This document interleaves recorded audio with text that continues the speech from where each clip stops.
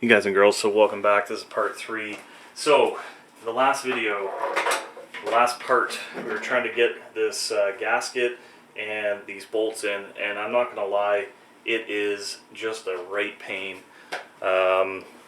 If anybody has some better suggestions, you know, that's why we make these kinds of videos and we share information, because it is just, it seems like it should be easy, and it probably would be if these weren't threaded on the backside. If you just had nut and washer, you could drive a long bolt through there, everything would be held in place. But to try to get this washer in there and get everything tightened down, it's a pain. And what makes it even worse is you can get it in on that side, you can't get it in on that side, and you definitely can't get it underneath.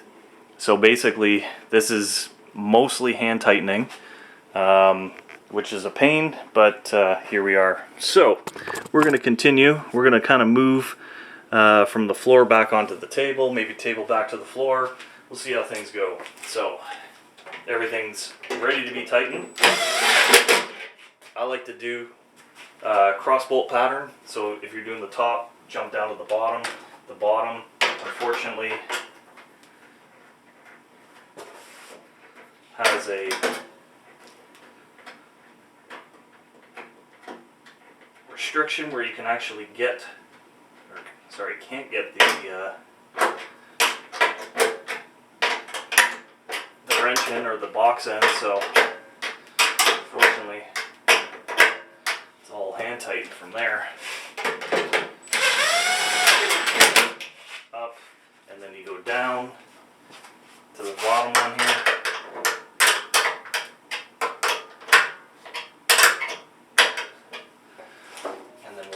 On this far side, a couple ugga-duggas, an ugga-dugger or two. So that takes care of the shroud, or the actual separator part. So we'll get things back up on the table. And again, working at this height, it's good for the videos whenever the YouTuber gets up there, but that's it.